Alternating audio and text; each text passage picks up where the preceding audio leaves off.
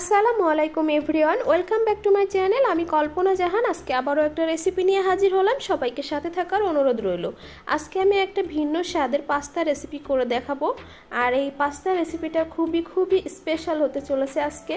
চলুন আমি কিভাবে এই পাস্তা রেসিপিটা করি সেটা আপনাদের সাথে শেয়ার করি।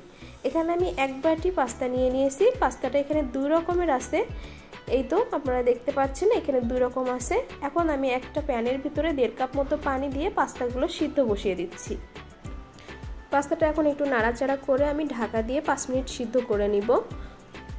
এই তো এখন আমি এখানে নিয়েছি 2 প্যাকেট পপ চিপস। এটা দিয়েই আমি আজকে পাস্তাটা রান্না করব। এই পপ চিপস দুটো আমি খুলে নিচ্ছি। এই তো একটা বাটিতে আমি খুলে নিয়েছি।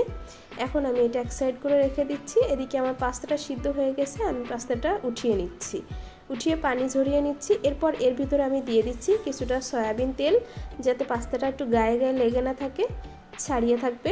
এরপর এখানে একটা প্যানের ভিতরে আমি দিয়ে দিচ্ছি কিছুটা সয়াবিন তেল, দিয়ে দিচ্ছি কিছু রসুন কুচি, এর সাথে আমি দিয়ে দিচ্ছি কিছু পেঁয়াজ কুচি। এখন এই রসুন এবং পেঁয়াজটা একটু তেলের সাথে নাড়াচাড়া করে নিব, খুব বেশি ভাজার দরকার নেই। এরপর আমি এর ভিতরে দিয়ে দিচ্ছি 1 কাপ পাস্তা সিদ্ধ করা পানি। যে পানিটা দিয়ে আমি পাস্তা সিদ্ধ করেছিলাম সেই পানিটা দিয়ে দিলাম 1 কাপ। এরপর আমি দিয়ে দিচ্ছি যে খুলে রাখছিলাম আমি চিপস, পপ চিপস, সেগুলো আমি এই পানিতে দিয়ে দিচ্ছি। এরপর মিডিয়াম হিটে আমি এগুলো মেল্ট হয়ে আসা পর্যন্ত ওয়েট করব। আস্তে আস্তে মেল্ট হয়ে আসলে আমি এর ভিতরে সমস্ত মশলাগুলো দিব। এখন আমি এর ভিতরে দিয়ে দিচ্ছি 1 চামচের মতো টমেটো সস, তারপরে দিয়ে দিচ্ছি 1 চামচ শুকনো মরিচের গুঁড়া। যেহেতু চিপসটা একটু মিষ্টি ছিল এজন্য একটু ঝালের পরিমাণ বেশি দিচ্ছি, আর দিয়ে দিলাম 1/2 চামচ গোলমরিচ গুঁড়া। এখন এগুলো আমি খুব ভালো করে একটু নাড়াচাড়া করে নিব।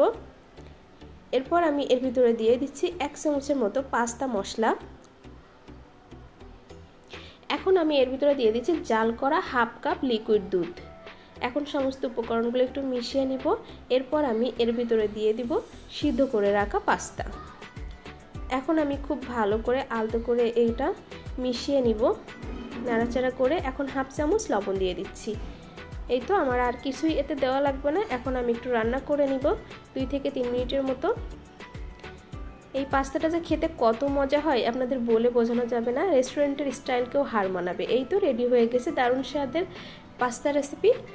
চিজ ছাড়াও চিপস দিয়ে চিজ পাস্তা রেডি করে নিয়েছি। দেখুন কত সুন্দর হয়েছে। আমার ভিডিওটা কেমন লেগেছে সবাই কমেন্ট করে জানাবেন। আর যারা চ্যানেল থেকে দেখছেন একটু সাবস্ক্রাইব, লাইক, কমেন্ট করে দিবেন। যারা পেজ থেকে দেখছেন একটু ফলো দিয়ে দিবেন। আর সবাই ভালো থাকবেন। আসসালামু আলাইকুম সবাইকে।